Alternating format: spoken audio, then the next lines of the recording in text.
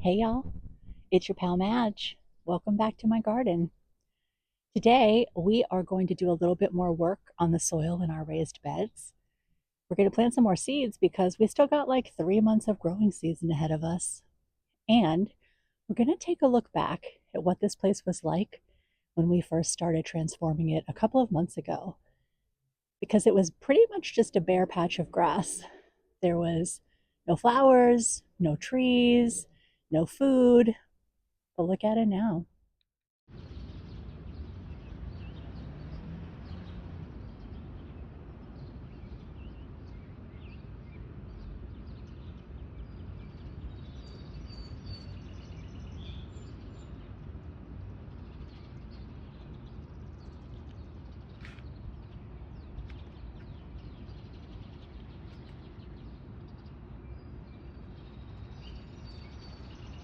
It's every bit as beautiful as I dreamed it would be, and I can't wait to show it all to you.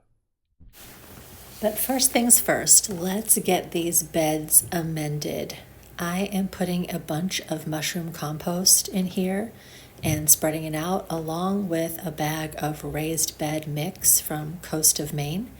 And my hope is that this is going to give these poor, sad seedlings that you can see here a little bit more nutrition and a little bit more structure so that they can grow, because those seedlings in the back are sunflowers, if you can believe it, and they should be several feet tall and way thicker than that by now, and they're not. So I'm really hoping that these amendments help. And I'm repeating the same process in the side yard bed. It's a little trickier over here because I have some perennials in this bed that I want to keep. I have these feverfew in the front, and I have some bee balm and some hollyhocks in the back. And I don't want to just rip out all of these seedlings. So I really just have to take the mushroom compost and very gently place it around the base of each plant. But it's already looking a lot better with the mushroom compost on the soil. And this bag of raised bed mix is a lot drier, which makes it easier to spread without damaging the seedlings that are already there, because I really want to see if they start doing better now that the soil is a little bit healthier for them. And you can see again the color, the texture. This soil just looks a lot healthier than what was there before. Now that these side yard beds are amended,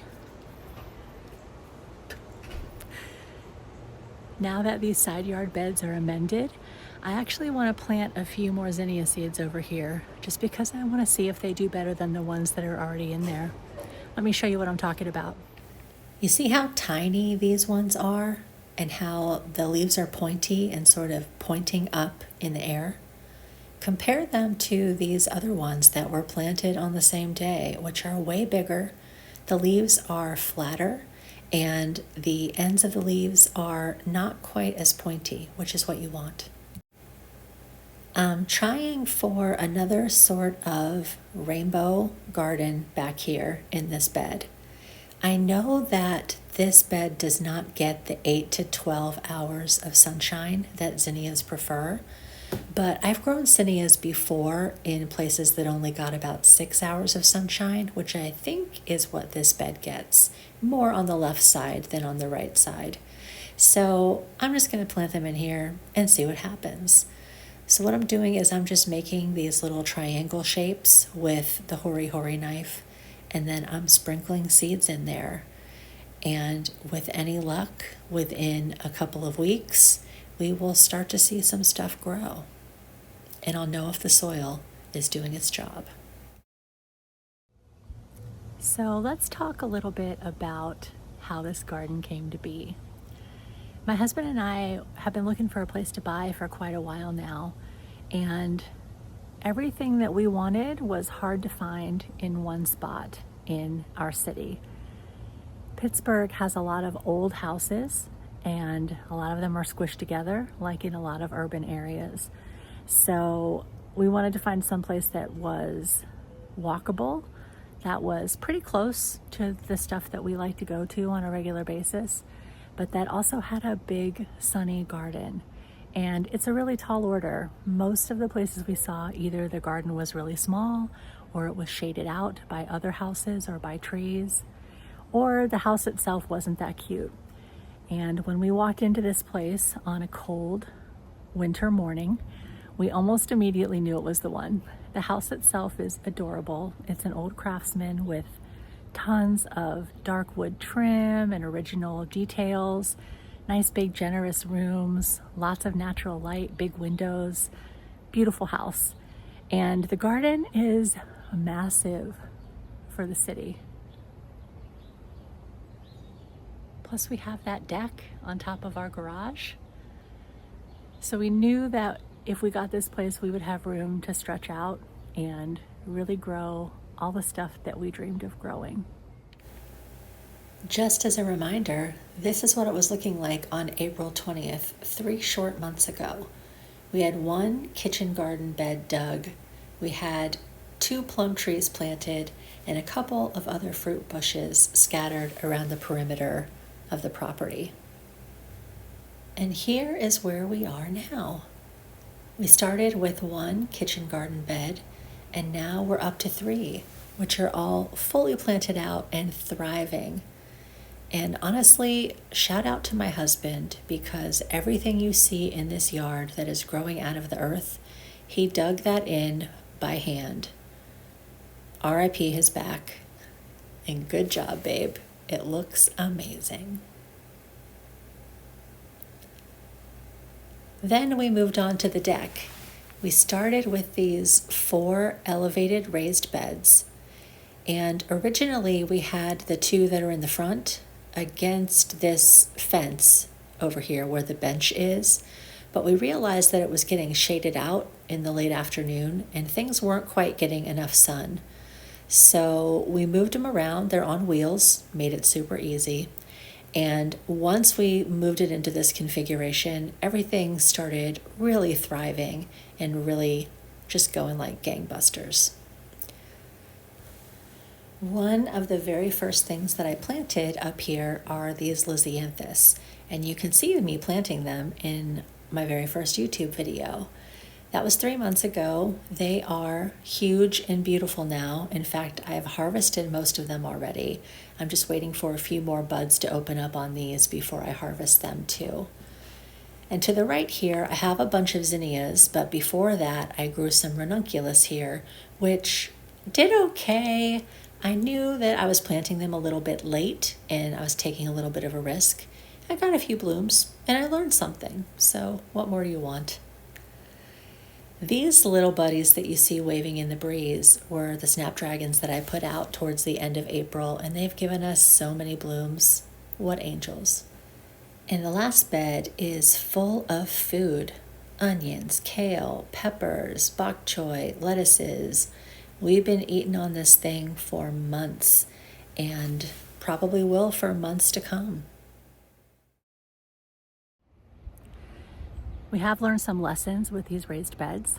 We lined the bottom of them with straw, which worked out great, but it also meant that the level of the soil has dropped quite a lot during the season and we've had to top it up.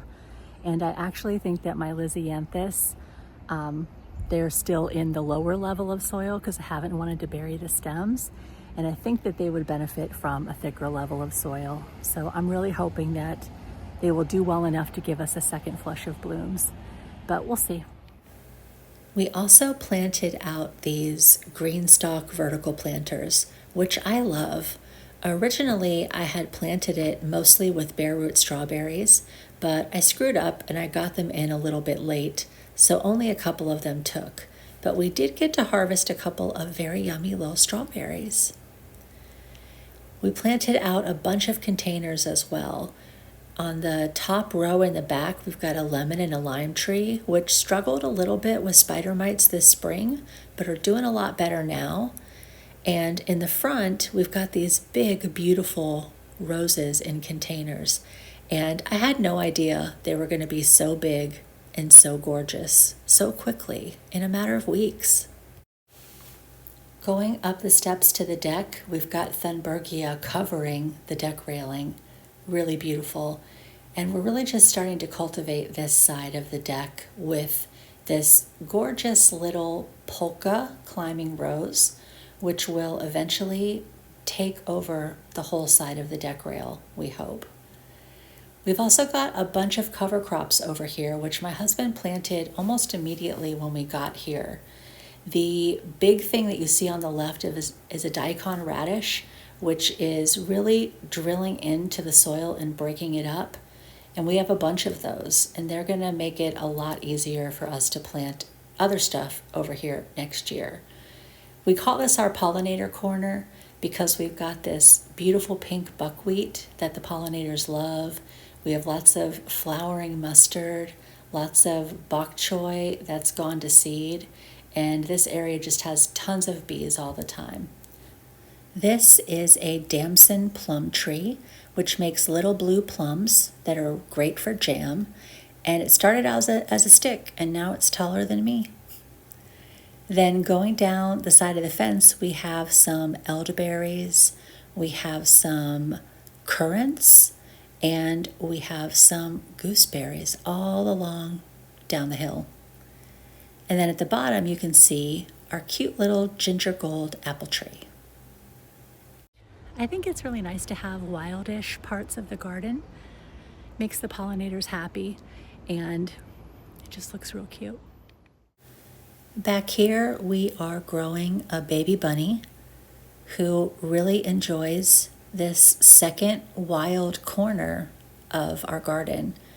There's a lot of bok choy and mustard greens for him to munch on back here.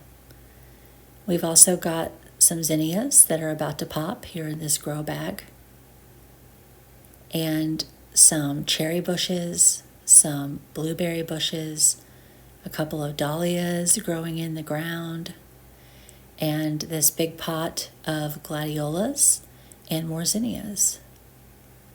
That's another cherry bush. And yeah, I really like this little wild corner of the garden. And apparently our little bunny friend does too.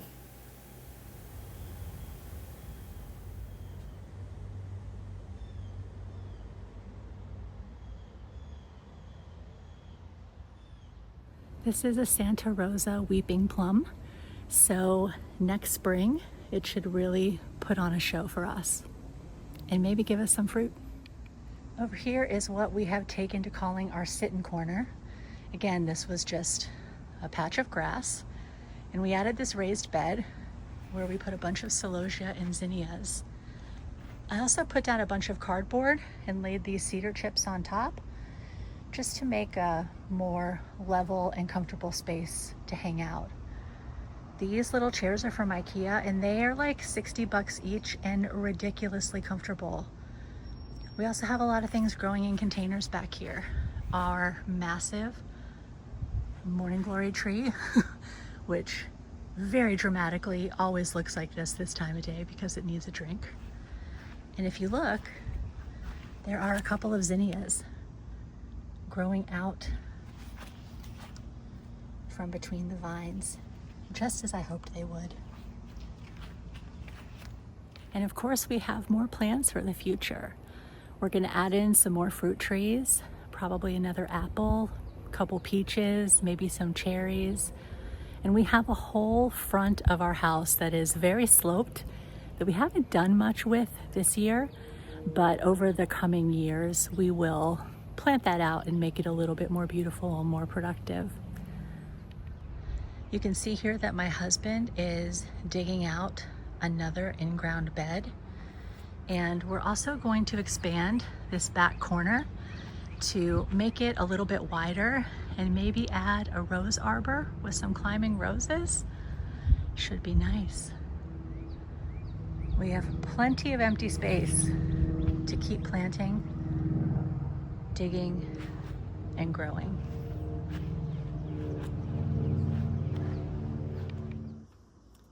We've had our struggles too with this garden. First, the weather. It was historically cold and rainy this spring, which did not get our babies off to the greatest start. Although it did give us really good fireflies this year, so maybe it was worth it.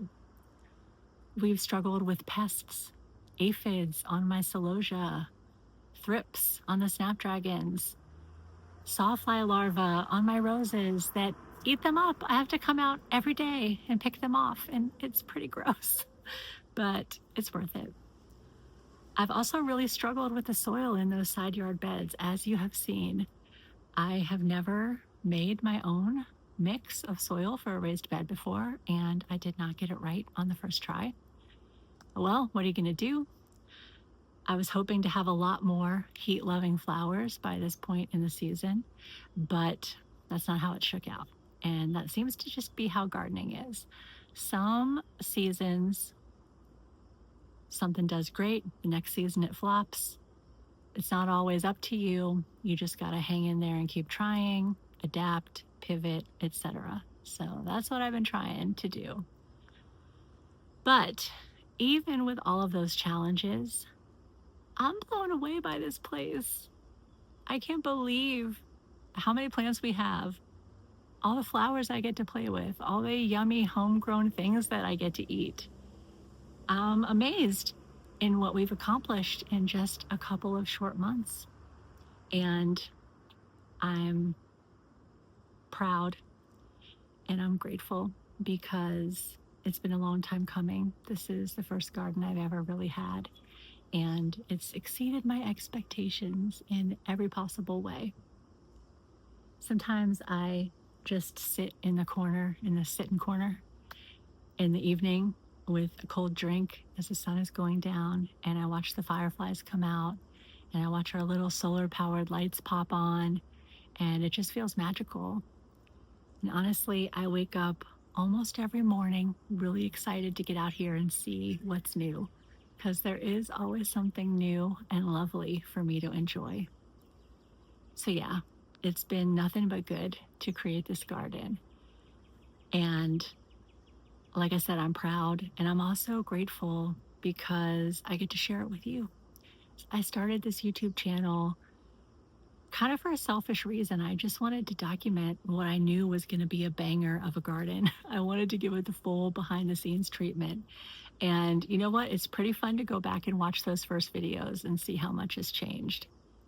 But what I wasn't expecting that has been even more amazing is all of you showing up to say hi, to congratulate me, to tell me what you're enjoying, what you're learning. It's the sweetest thing ever. And I really didn't expect that. And I'm very touched by it. So thank you for being part of all this. And I hope that you will stick around if you're enjoying it. I hope that you'll subscribe because we're only getting started. It's only been a few months. You see, my husband's already digging up another part of the yard, and I'm already growing next spring's flowers. So this place is just going to get more and more radiantly beautiful as the seasons roll on. And I hope you'll be here to share it with me. Here are some roses for you to enjoy. Some giant lisianthus in a thrifted vase that matches perfectly. And a couple of shots of maybe my favorite arrangement ever. Yes, I say that every week.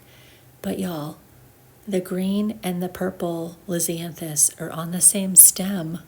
What is this world? How is this possible?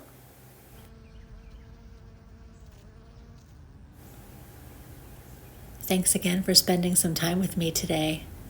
I hope you have a wonderful week, and I will look forward to seeing you again next time. Bye for now, friends.